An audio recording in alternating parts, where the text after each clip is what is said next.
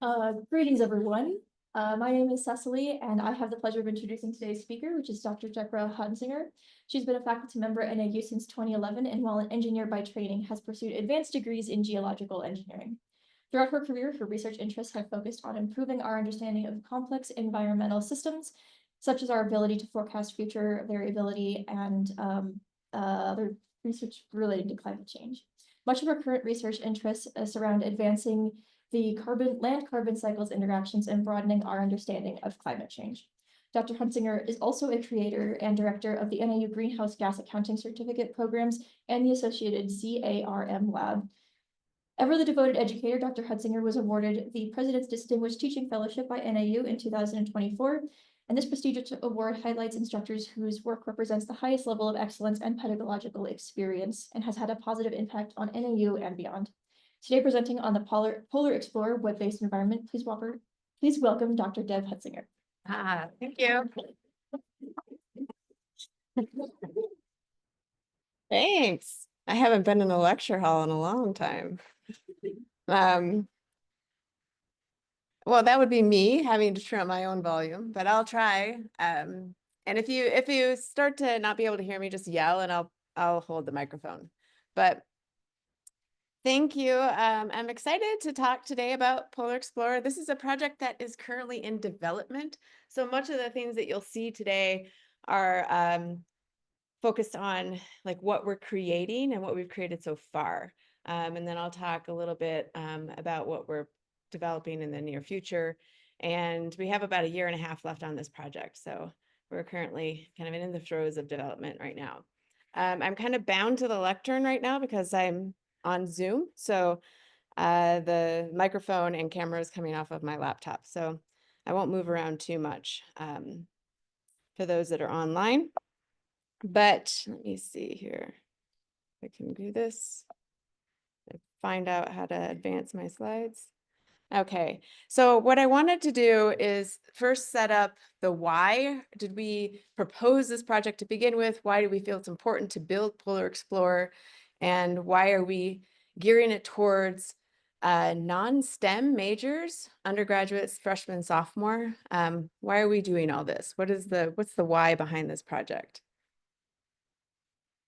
So the Polar Explorer by its name is focused on change that's happening at the poles, particularly the Arctic, so the North Pole right now. The Arctic is warming faster than the rest of the globe at about 3 times the rate of the rest of the globe, something we call Arctic amplification. And so when we think about that, it creates problems for let me just see if I can get this out of the way over here. Sorry. There you go. Permafrost. So the Arctic is underlain, a significant portion of the Arctic is underlain by permafrost. And what is permafrost? By definition, permafrost is ground that remains at or below freezing or 0 degrees centigrade for at least 2 consecutive years. But in most cases, permafrost has been there for hundreds to thousands of years. The depth or the thickness of permafrost ranges anywhere from about 1 meter to greater than 1,500 meters thick. And about 10% of the land surface in the world is underlain by permafrost, and most of that is in the Arctic. I gotta get my cursor back. All right.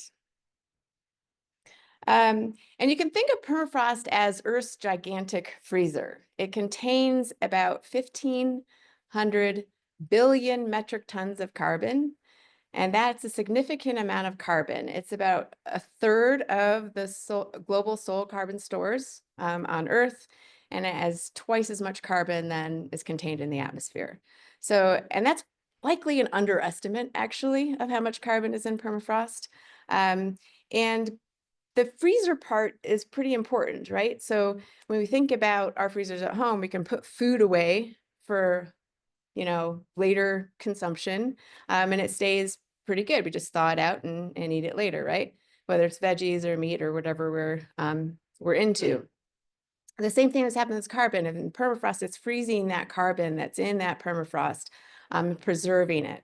And so it basically puts a halt on microbial decomposition of that carbon. And so we have relics of past climate, carbon that's built up over time from the remains of dead plants and animals. This picture here in the upper right is green grass that's hanging down from inside of a permafrost tunnel, and I'll take you to that tunnel in a little bit. That grass is actually over 30,000 years old.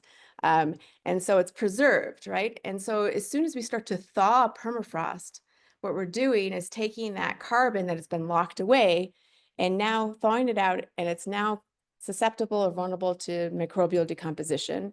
And when microbes decompose that carbon, it gets broken down and released to the atmosphere as either carbon dioxide or methane.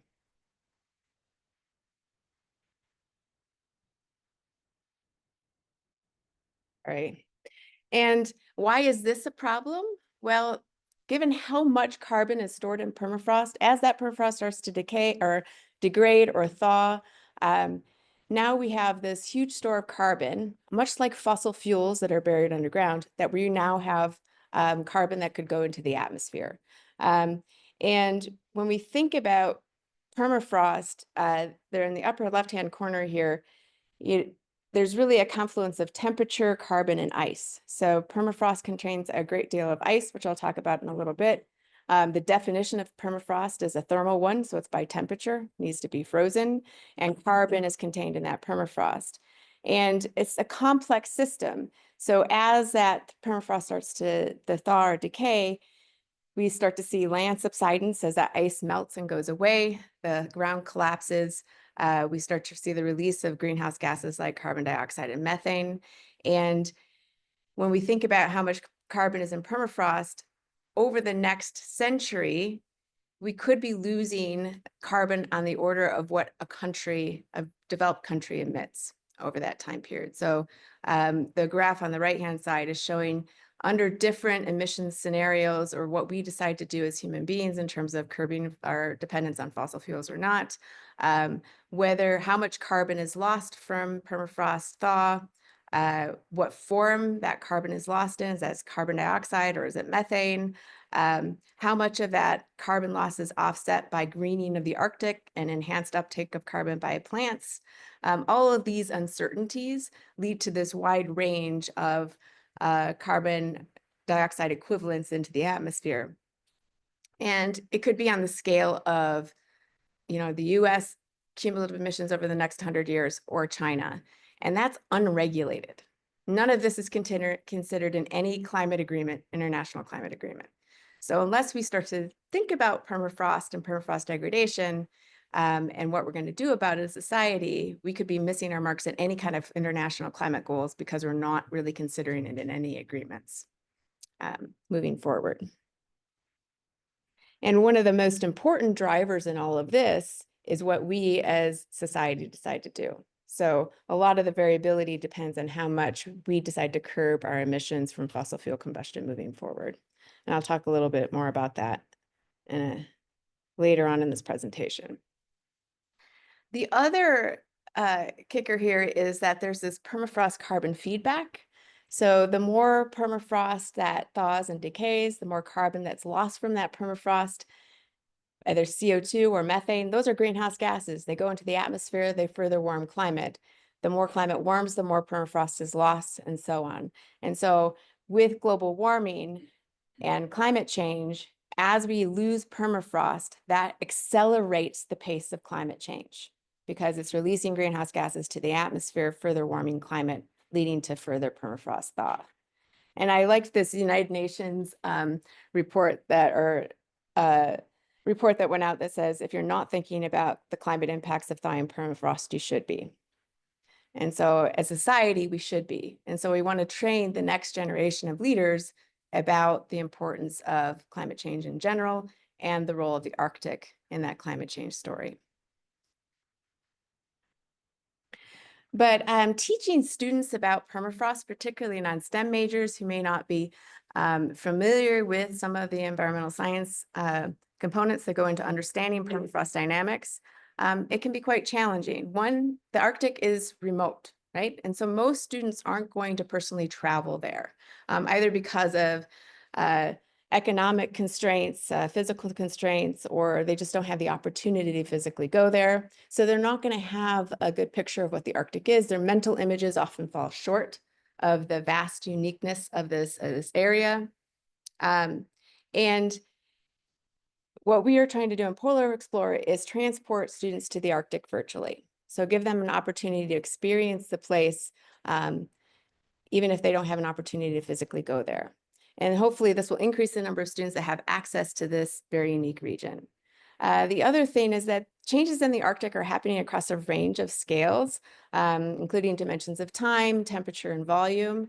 And for students, this can be somewhat abstract. The concept of scale can be kind of abstract for students. And working across these dimensions of scale can be difficult. And so what we're trying to do with Polar Explorer is place them in a rich 3D environment that they can explore and navigate within, and then hopefully get a better understanding of the types of scales that we're talking about in the Arctic. Also, permafrost is something that's underground. It's hidden. They can't see it very well, right? And so how do we use technology to help them visualize these changes? And you'll see some of that in some of the examples that I'll show. And then understanding the impacts of permafrost thaw really requires this multidisciplinary approach or perspective. And so what we're doing within Polar Explorer is trying to draw connections between these concepts, disciplines, and ideas in an environment that's more accessible to students.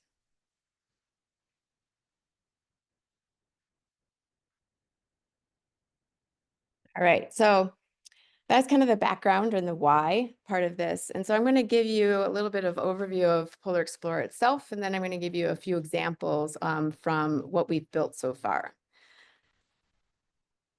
So a little bit about our team. It's a pretty large NSF-funded effort.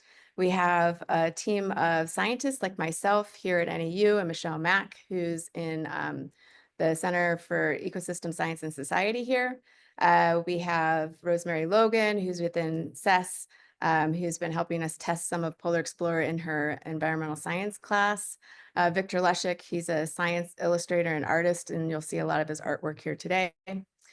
My colleagues at the National Snow and Ice Data Center, Kevin Schaefer, who's pictured up there, he's a permafrost scientist. And then so we have our kind of domain experts that are paired with learning design experts, both from Arizona State University and U of A. So you might recognize Lisa, some of you here. She used to be faculty here within the School of Earth and Sustainability, but is now with Arizona Geologic Survey through U of A. And then at Arizona State University, we're partnering with a number of colleagues through their Education Through Exploration Center. So Ariel Umbar, Chris Mead, Wendy Taylor, and Jeffrey Bruce. So a large team of people working on this. And what we're really doing is leveraging some of the work that's come out of this Education Through Exploration Center at ASU, where they really pioneered this idea of interactive, immersive virtual field trips, or they call them IVFTs. And what they are is these like very media-rich, interactive, 360-degree environments that students can navigate and explore within.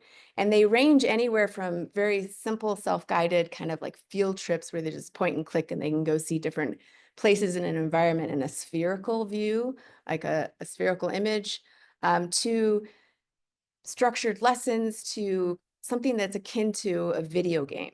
And so Polar Explorer sits in between the structured lessons in this nonlinear like video game. So there's video game elements of Polar Explorer, but we're guiding them through the learning process. Within it, the students are getting adaptive feedback as they move through. So if they're getting incorrect answers to some of the exercises that they're doing within Polar Explorer, they might get some remedial help or some guidance along the way. There's also a lot of data that's being collected on the back end to help instructors as they're working through the system. The students are working through the system. It's really designed around active learning and inquiry-based learning. And there's a big place-based component of these virtual field trips. So Polar Explorer itself consists of a series of 8 what we call expeditions, these place-based interactive virtual field trips, and they're all listed here. And I'm going to give you a kind of a snippet of each of them and what they're covering in each of them. So the first expedition, E0, is really more of getting everybody on the same page, talking about Earth's energy budget to understand and inform their understanding of climate change. And it's really going to be the framework which we keep going back to in Polar Explorer to help understand some of these more complex concepts that we're introducing. So let me go through here. So the first expedition is this energy budget, where they're learning about what the global energy budget is, what Arctic amplification is, why the Arctic is warming faster than the rest of the globe. In the first field expedition, they go to the permafrost tunnel, and I'll show you a little example of what that looks like later on, where they're learning from Kevin Schaefer about what permafrost is, what's it composed of, how does it form, those types of questions. So the basics on permafrost. Then they're going to head out into the field and learn about permafrost landscapes. So in the continuous permafrost zone in the north part of Alaska and the Arctic, there's some very unique landform features that are formed through the dynamics of permafrost and frozen ground. And so students will learn about what those landforms are and how they're unique to these Arctic regions. Then they're going to learn about carbon, how carbon gets contained in permafrost. How does permafrost gain its carbon over time?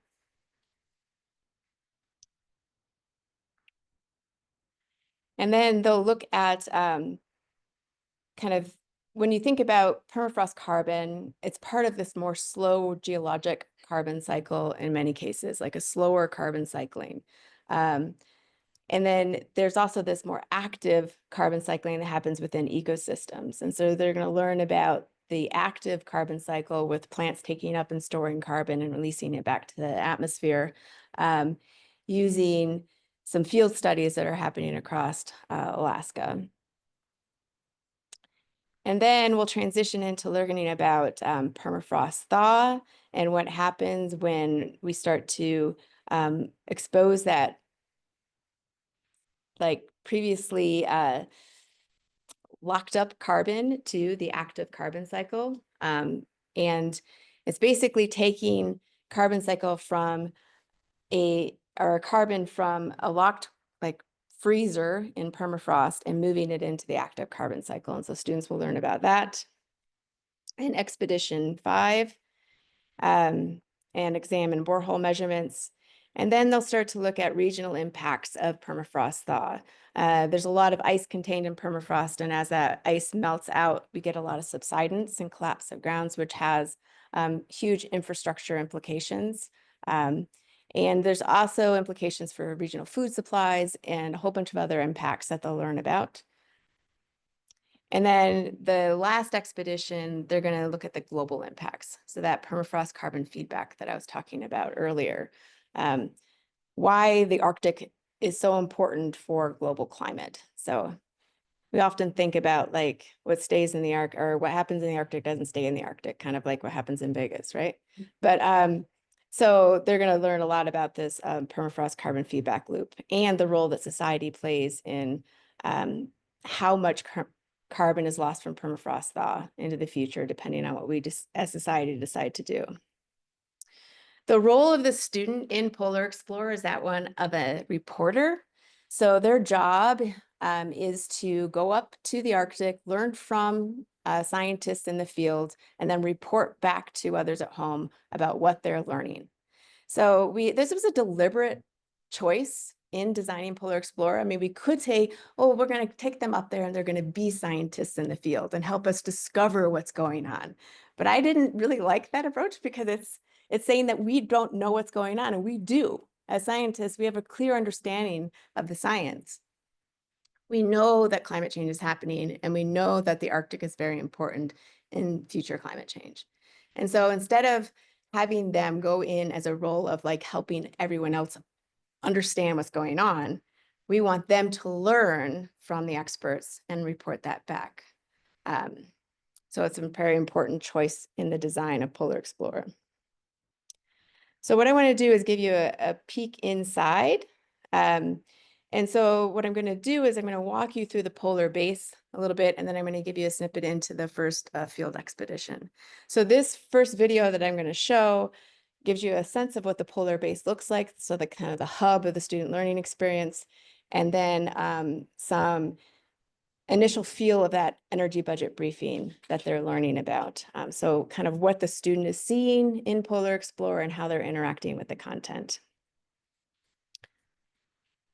I need to minimize that. Okay, so as I mentioned before, this polar base is like the central hub to the student's learning experience. The base will be the first thing that the students see when they begin their journey within Polar Explorer. And the control center that you're seeing here is where students will interact with some of the remote scientists like myself that are going to guide them through the experience. And so you can see some of the polar base there. The base is a virtual 360-degree environment that students can explore and navigate within. They can move around the base through these hotspots here. And unlike the remainder of Polar Explorer, which is mostly based on real media, they're going out in the field, this base is a fictionalized environment. And it's inspired by the Tulip Field Station on the Alaska's North Slope, which I'll show you. But we've taken a lot of liberties, and you'll see that later too. They have this, the control center also has this Victor, which is an interface that they interact with and hosts visualizations and interactive 3D elements that support their learning. I'm giving a couple of examples here where students are learning about albedo and the albedo of different surface types. Asking some questions. There's interactive elements where they need to sort surface types by albedo. Here, they're going to learn about the ice albedo feedback loop, which is a driver of Arctic amplification. So there's a series of videos and then interactive elements that they engage with. There's also, within Polar Explorer, we're working to integrate Indigenous knowledge and perspectives into every expedition. It's something that we're currently working on right now. And so our goal here is really to provide kind of a holistic understanding of the region and the resilience of communities up there. The summative exercise, which you just saw here at the end of that video, is an Arctic update or a briefing that they file with their editor, that they basically have 3 versions of an update that they have to pick which one is correct. And they also have to say why the other ones are incorrect. And so it is keeping in that reporter theme, they're writing we've pre-written it for them, but they have to select what the correct one is. And that will be at the end of every expedition. And then the final thing, they'll have an actual full report that they can file. So the other thing that I want to do is walk you through this first expedition into the field in the permafrost tunnel. So when you go in, I'm going to give you a little background to the permafrost tunnel. It was first excavated in the 60s as a Cold War experiment to test if permafrost would protect people and materials from nuclear attack. I thought that was pretty interesting. And now, most of the initial research that was done there after the Cold War was really focused on engineering. So how do we build structures in these really cold permafrost environments where we have permafrost is dynamic. It's moving and changing the landscape over time. And that can be a challenge for infrastructure and engineering in that region. And so a lot of the initial research was focused on how do you build buildings and structures that can withstand those stresses and strains, those challenges of the permafrost environment. But today, the tunnel is mostly an active laboratory used by scientists to understand permafrost in its natural state and under climate warming.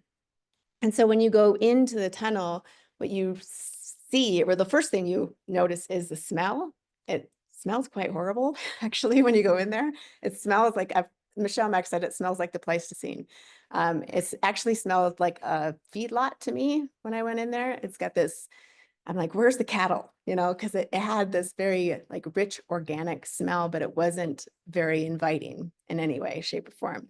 And when you go in there, you'll see bone segments. Like as soon as you walk in the door, there's a mammoth bone up in the upper right-hand corner, a bison tusk in the lower right-hand corner. This blue babe is actually in the Museum of the North. It wasn't found in the tunnel, but it was found in permafrost in the the Fairbanks area. It's over 50,000-year-old specimen. And it's a carcass, and this is unique because you typically don't see a full carcass of a steppe bison. You know, you see the bones, maybe if you excavate them out, but not the full carcass. Actually, scientists ate some of the meat from blue babe just to see what it tasted like. But anyway, so there's a lot of really rich experience that the students will see when they go into the tunnel. They'll also see really massive ice features in the tunnel, and I'm going to show you some of that in a second.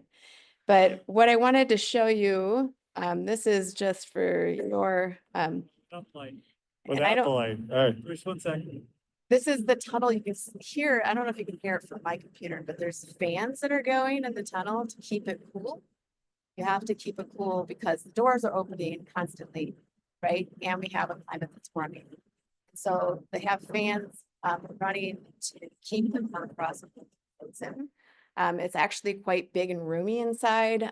You are surrounded by permafrost. When you walk in the tunnel, you have permafrost above your head, you have permafrost on the walls, you have permafrost under your feet.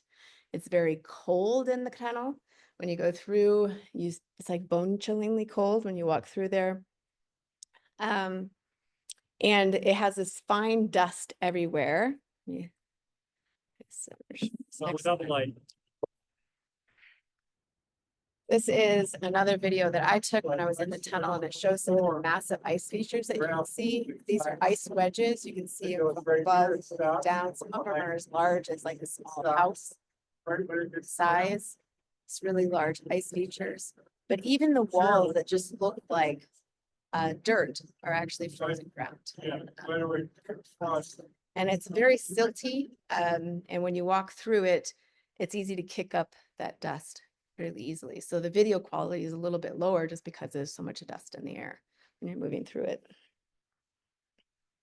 All right. It's pretty finicky here.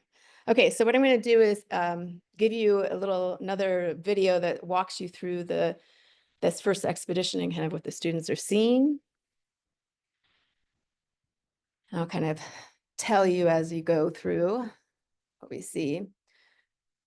So this is their first field expedition. When they get to this site, they're going to go into this gear shack here, where they got to get their hard hat, collect it, and their jacket. And you'll see some to-do lists and things up there. They're going to go over and get introduced to Kevin Schaefer at the tunnel entrance, learn about it. They're going to hop inside. They're going to activate their augmented reality glasses or AR glasses. It's going to give them kind of a heads-up display where they can see some of the videos of the content as they move through. They're going to learn about what permafrost is, how is it defined, what is it composed of. They're going to check their knowledge on this. Permafrost is overlain by what we call an active layer. So permafrost is, you can think of it as permanently frozen ground, and the active layer is a seasonally frozen ground that thaws in the summer and then refreezes in the winter. So they'll learn about that. They'll see that grass that's hanging from the permafrost tunnel wall, learn that it's 30,000 years old. They'll learn about other things that permafrost contains, make guesses about the age of the grass and the carbon material. They'll learn about kind of layering generally in permafrost, even though things, sometimes, most of the time in geology, when you go deeper, the deeper you go, the older things get. But sometimes things that we know can get overturned, and that happens in permafrost environments as well. They'll learn about ice content in permafrost, and they'll have some examples where they can look at different sections of the wall and get a scan of how much ice, organic carbon, and dirt or soil is in there. And they'll realize that everything has ice in it. Some of it you can see, the really large, massive ice segments, and some of it is more fine grain in between the soil grains and more difficult to see. So that's kind of an example of the interactive elements as they move through that first expedition in that tunnel. And then what I wanted to do now is kind of give you an arc of what they'll see in some of the other field regions that they're going to. So this is mostly drone imagery that we're seeing now. So right now we're flying over an experimental warming site that's near Healy, Alaska. It's kind of north of Denali. And so we were out there in the field team and we gathered some data and imagery from there. This is a burn site, the Shovel Creek Fire Scar near Murphy Dome, Alaska. So they'll learn about fire in the ecosystems there. This is the Dalton Highway near Adigan Pass, going up towards that Tulik Field Station. Here you can see some beaded streams. These are thermokarst lakes connected in a stream. You can see the pipeline behind there. This is the north slope of Alaska. Again, on the north slope, this is a retrogressive thaw slump where permafrost is starting to thaw and decay and move the hill slope back. This actually is called a pingo, and it's an iced core. Like it has a solid ice core to it. It was formed just by the freezing and thawing components or properties of ice or water, sorry. This is the Stinky Bluffs, and they're called stinky because of, like I said before, that tunnel. You've got a lot of organic matter that's exposed to certain decay, but it's a really impressive region. And unfortunately, I didn't get to go there personally because of helicopter issues. And weather delays, we only had one helicopter going out there instead of two. And this is another burn scar near Denali National Park the students went to. And then here is a neon flux tower site at Caribou Poker Creek Research Facility. It's north of Fairbanks. This is a site where they'll learn about the active carbon cycle and what the tower measures in terms of carbon exchange, energy exchange, water exchange with the surface. This is another experimental site that the students will go to called Bonanza Creek, where they'll learn about carbon cycling over different moisture gradients. And so how we, what's the balance of carbon dioxide versus methane that's released to the atmosphere. So I'm going to give an example of that. So like I said, we've done some initial testing in ENV. Is it 101? Yeah, I know because Nancy's taught, or yeah, you taught that, Nancy Johnson. But Rosemary Logan teaches that class now. It's a large enrollment course that has about 300 students in it. Is that per semester or over the year, do you think? Over the year, yeah. And it's mostly non-STEM majors. We have some majors in it, but it's mostly non-STEM majors. It's a lab science class that a lot of students at NAU take. We've tested it twice in that class, last year and then this last semester, and we gathered student feedback mostly on user experience. So we're interested in what are the technical glitches first? Are there things that we haven't foreseen that students are having trouble navigating within Polar Explorer? Are there things that are unclear to students in terms of navigation or flow or engagement? What's their level of interest in it? And then we survey them and say, how's it going? What do you think? And a lot of students actually really, really liked it. They thought it was very engaging. They liked the game-like aspect of it, the virtual environment aspect of it. We also tested it in the lab sections, and we found that it required some TA support, but students could pretty much move through it on their own. We did, in this last round of testing, collect information from the assessments within the expeditions that the students were going through, but we are still processing that data, so we don't have the results from that yet. Like I said, we're still in development, but once we have everything fully developed, we're going to start testing it in terms of its ability to improve STEM learning and increase accessibility. So some of our hypotheses is that this Polar Explorer interactive environment will improve STEM learning, particularly for non-STEM majors, that it's going to increase accessibility of permafrost and polar science to a more diverse group of students.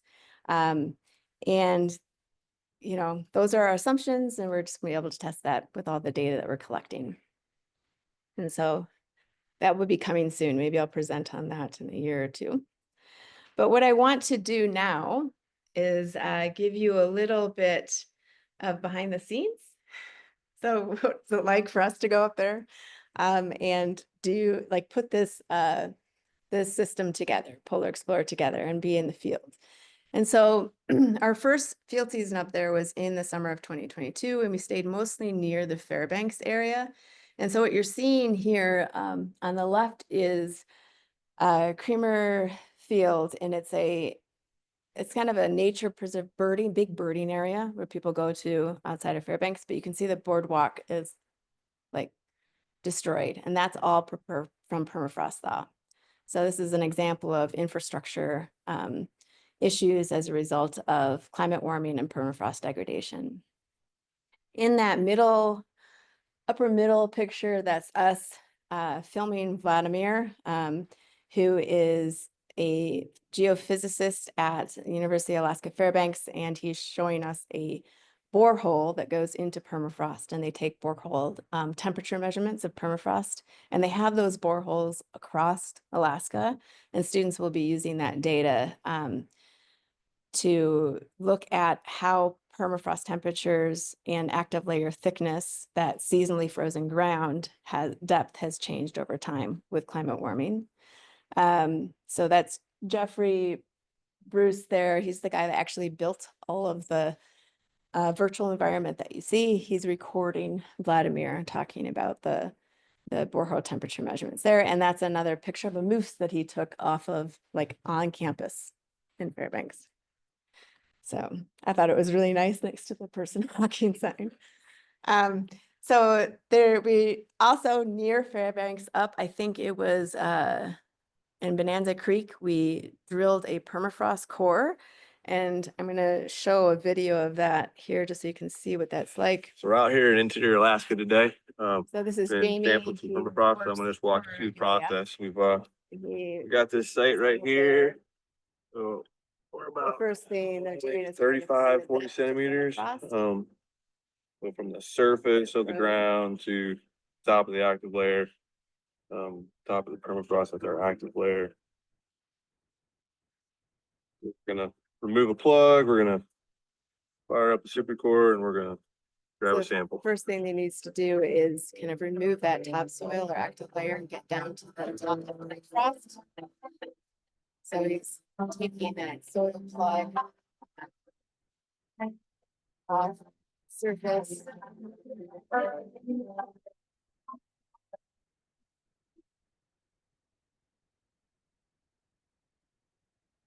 Right. I don't know if you can hear that, but that's him scraping the top of permafrost. I mean, he's not that far down below the ground. So just to give you a sense that you walk around the forest, you wouldn't think that there's frozen ground right beneath your feet, but there is, right? Permafrost right there.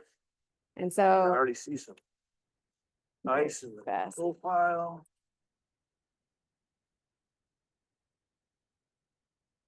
He's preparing his drill.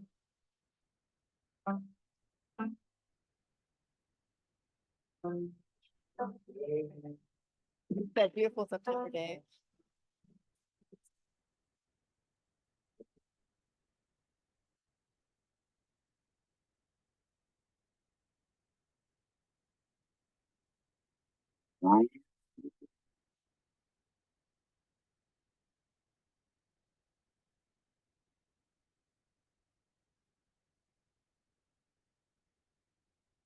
So the students actually, this is when they go, after they go through the tunnel, they go back up and they're left to cover, they take it back to the lab and look at it.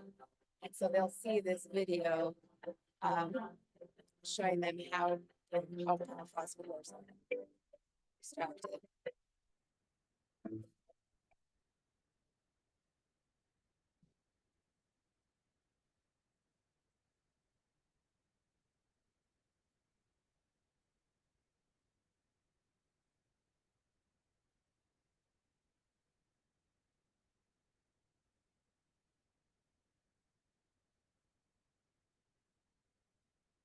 I lost some of the core quality. Extracted a bit. This is the top, we gotta remember always. Order, oh, yeah. So he lays out the top of the core. And then the rest below it.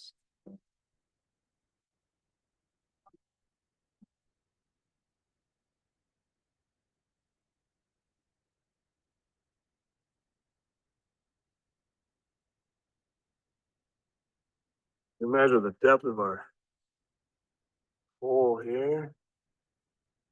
About 95.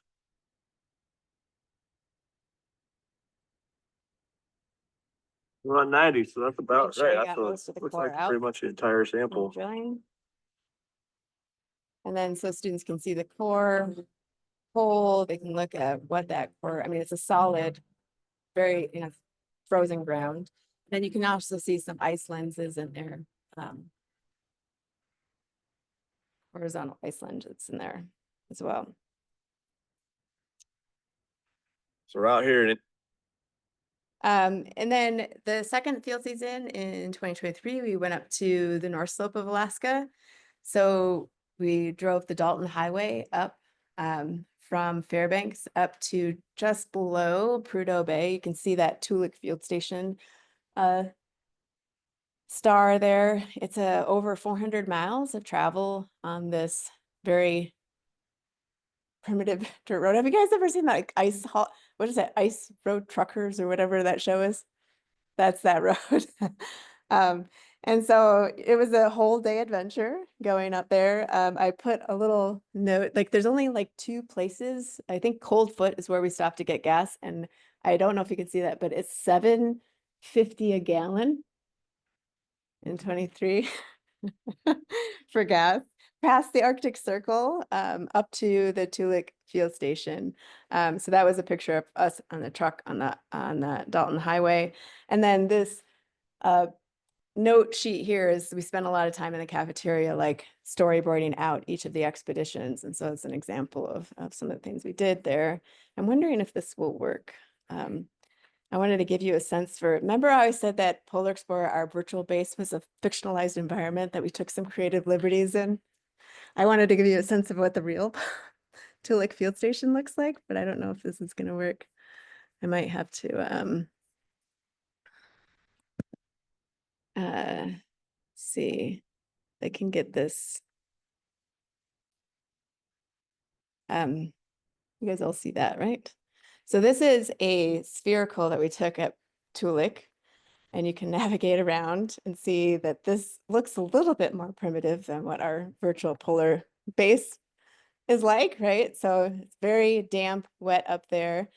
We can move over. This is the helipad. So everywhere you go up there is mostly by helicopter from the field site. So that's, let me see, how to get out of this. Pretty small. Let me see.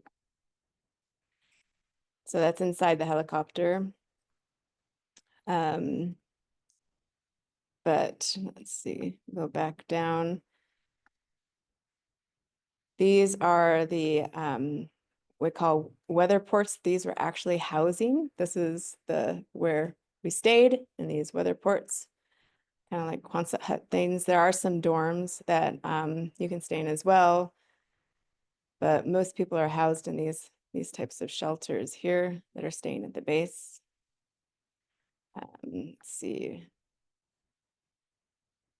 This is the cafeteria in the main area in Tulik. So you can see that our virtual base is a little bit more high tech. Slightly. Let's see here. Get back.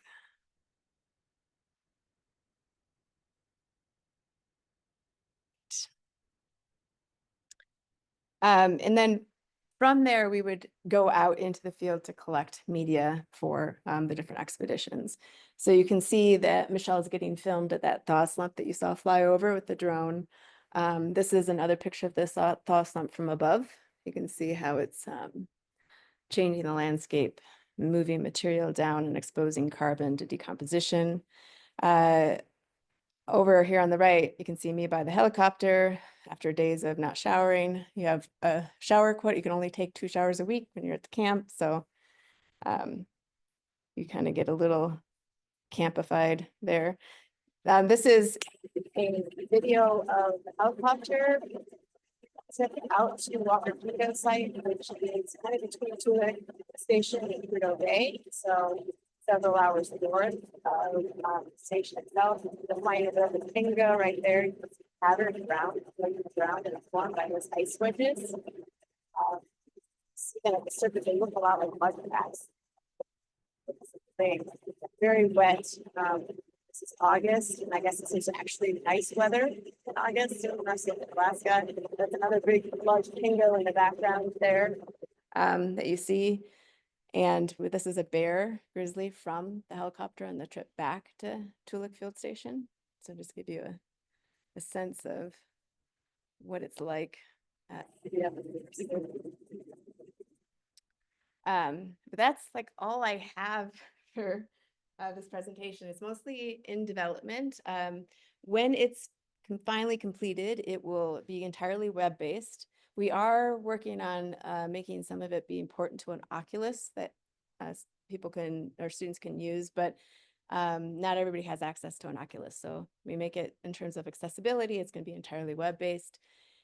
Each expedition itself will be freely available, but if you want it to be packaged within a learning management system, there'll be a small fee per student. This is a picture from Denali National Park on the left, and then the boardwalk out to that experimental warming site at Healy is on the right there. So a beautiful place. Thank you.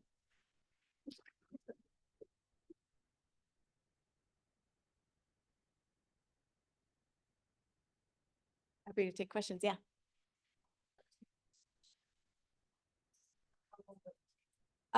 Each individual module, we're designing to, it could take anywhere between 45 minutes to an hour likely for each expedition. Yeah. There was a hand back there.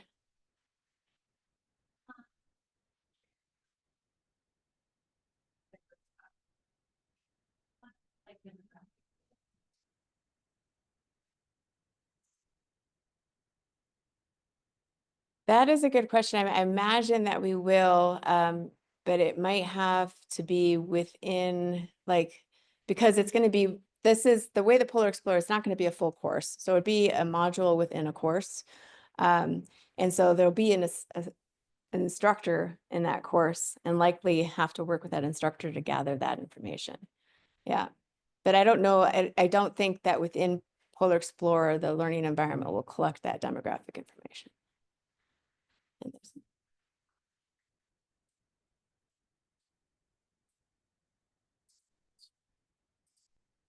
So the tunnel, it's all real imagery. So the spherical imagery video. Yeah.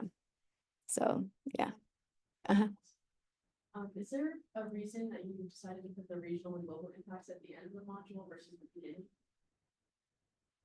Oh, the regional, yeah. The idea is that students were in terms of understanding what permafrost is. So trying to storyboard it out, it's like what do they, you have to have an understanding what permafrost is, how it forms, how did the carbon get in there, and then why is thawing permafrost such an issue regionally and globally.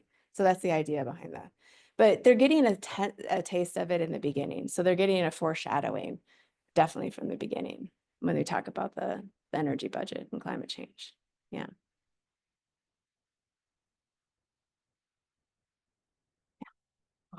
So do you expect this to be purely a tool for the classroom, or do you expect to be online where people can dive into it in kind of a less structured environment? Both, yeah.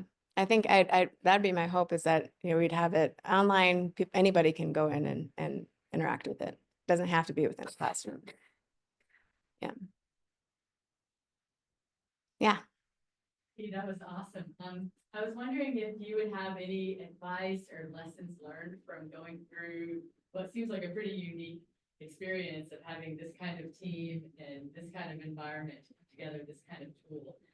If there are things that you didn't expect or learned, or I don't know, any other more general advice.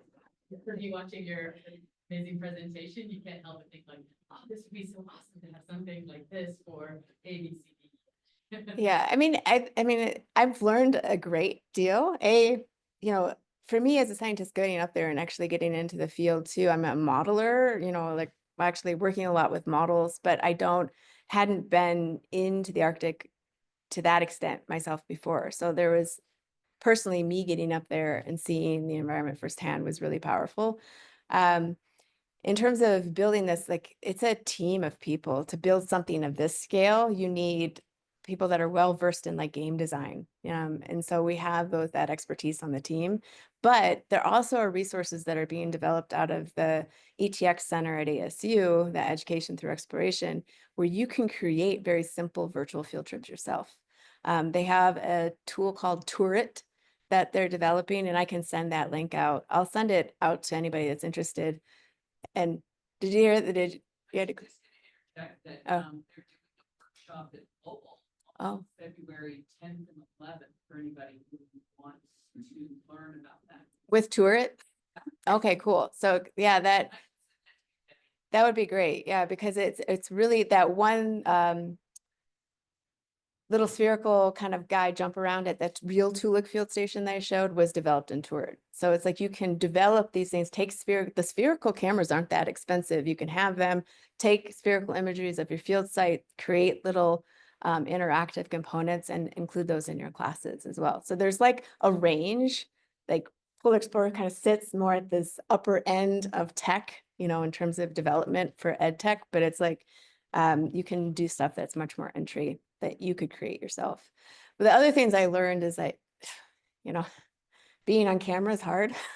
In the field or when you're sitting and filming yourself. I've gotten really good at filming myself in my office and trying to filter out background noise and those types of things. How do you write content that works for students that are, in this case, we're targeting non-STEM majors, so we have to really think about like language and how we present things. And then really, I've had some great discussions with learning designers about how do we create really interactive elements and assessments that go beyond just like your simple assessment. How do we really assess learning and misconceptions, and how do we target that? When you think like student, for example, permafrost, it's completely defined based on its thermal properties, not what it's composed of, but its thermal properties. And I think it's a misconception that what students would have is like, oh, it's something different, but it's just frozen ground. And so it contains all the other things that unfrozen ground does. It's just frozen. It has ice. Okay, just an online question. Yeah. This is from Shannon Guerrero. This is so exciting and interesting. Obviously, getting the word out and having students experience the impacts of permafrost degradation is huge. I'm personally overwhelmed and a little scared by the intro information on the impact of permafrost degradation that you shared at the start. How do you help students take this information in and one, not freak out, two, be motivated to do something? What can I or a student do on an individual basis? That's a great question. It's something I didn't talk about. So yeah, we've talked a lot about that. There's like this climate doom, like, I don't want to just like, we don't want to scare students like to the point of like, oh, all hope is lost. We can't do anything. And so we are ending on it. And I didn't talk about that, about the key thing I wanted to stress, and I mentioned it here, but we want to stress in Polar Explorer at the ending particularly, is that we as society have a great deal of power. Like, this is not written in stone.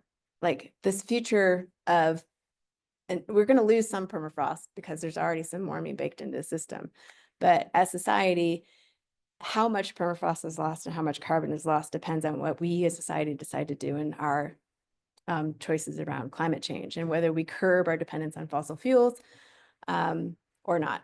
And then talk about different ways that we can do that.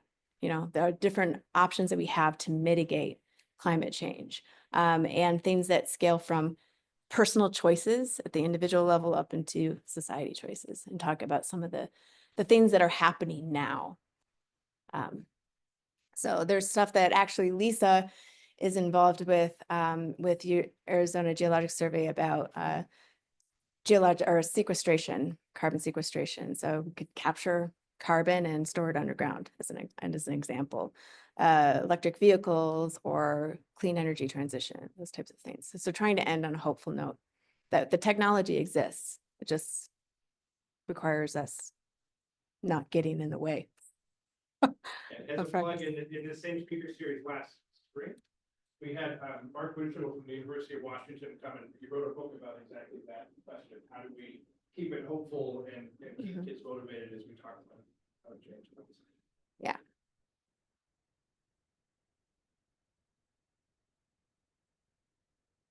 Other questions?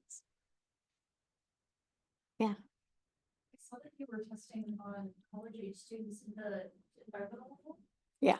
Is there like a plan for expansion to other age ranges, or like what is kind of the target age range for it right now? It's being designed for freshman and sophomore level students, but it could be used in high schools. It could be used at higher grade levels. We're also, this is NSF funded, and so I'm gonna try to get a follow-on grant that goes to the other pole and looks at more of a paleo perspective, looking at ice cores and historic changes in climate, and then also Greenland and looking at sea level rise. So the idea is that we'd have both poles covered and it could be built out into a complete course. Yeah. Because of your experience building this, do you think future projects would be cheaper? Obviously, travel is going to be expensive, but the tools and technology, is that going to be something that you could use again? Yeah, and actually, even in the course of this project, we're discovering new and better tools, even with AI development. Like there's a lot, like not to say that I know anything about that stuff, but like the like the team at ASU is like learning more tools as like we're developing that are helping to speed up the process. But right now, I mean, I think, yeah, to produce something at this level, we're still going to need people on the team that are well versed in like game design and that type of thing. There's the tech to build it is needed. But I think, you know, like for other projects, like I was saying, you could do something more like simpler. Yeah.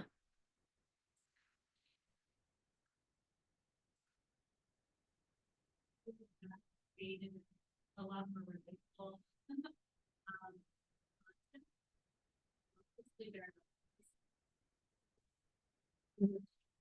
That might be. Is that content accessible anywhere student facing? Yeah, there'll be access to like B-roll stuff within Polar Explorer. There'll also be elements like they're going to take a helicopter to a field site. They're going to get in a truck and take that to a field site. And I didn't show the truck going to the permafrost tunnel, but they'll have elements of that. We do have, when we went out to the experimental warming site, we stopped at, and if there's a cabin where the folks that maintain the site and the data collection at the site, and a team of sled dogs was there. And so it's like, you know, meeting the dogs. So there's going to be those elements of like, what is it like to actually be there and in that environment on a day-to-day basis? So also, we're also integrating interviews with scientists, trying to showcase a diversity. So the text that like there's the domain experts that the students are interacting with as part of Polar Explorer. But then there's also going to be a number of other individuals that they interact with that are either field techs or people that are like Jamie, who's drilling a core, and then also incorporating interviews of those individuals, kind of like a StoryCorps style approach that says like, how did you get to where you are? And, you know, whether it's a field technician or a scientist or somebody who's in some other type of role in this broader effort. What is your story? What's your career story? To try to showcase diversity too in the sciences. And also be honest about colonialism in science and this idea that we don't expect other people to come in to fix problems without the co-generation of knowledge or co-participation of Indigenous peoples in the region. And we don't also want to convey it as this is happening to them. They're resilient, showcase their resilience in their stories, and give students a feeling of the diversity in science as well. So there's a lot of things that I didn't get to touch on here, but that we're working on developing and incorporating in there. But yeah, like that kind of B-roll footage of behind the scenes and animal life, and you know, like it's kind of terrifying to be dropped off by a helicopter. We had to, we have a crew of 6 individuals, and helicopters can only take with weight limits 2 or 3 people out at a time. So that means that out that Walker Pingo site, I was standing out there with one other person with bear spray, like hundreds of miles away from anyone, waiting for the helicopter to come pick me up, those kinds of things. It's like your bear spray is on you. I go running from Tulik. I'm wearing, a big orange vest and bear spray the whole time, like thinking about where I want to be or don't want to be. So, yeah. Kind of relates to what you were just saying, with you're showcasing some different careers and STEM and things, and with the target audience for this being non-STEM majors, are you doing any data collection related to like the perception of these students have like STEM identity or their future ideas of what they will want to do?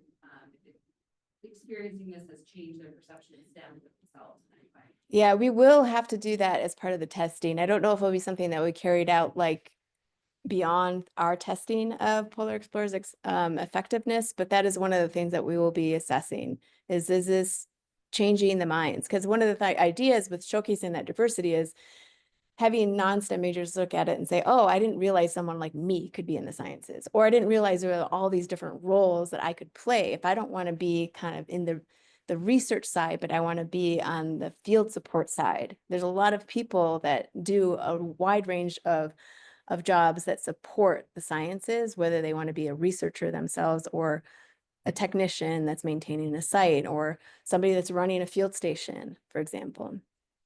There's a lot of diversity in jobs, not in just individuals. And so trying to like give that picture with Polar Explorer and then assess whether that's changed any student minds about how they perceive themselves in the sciences. Want to be good with people time. And Thank you. Thank you very much. Yeah, thanks. How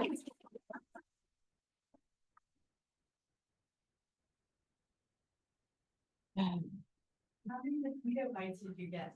Not too many. Not too many. I had to deploy my mosquito net several times though.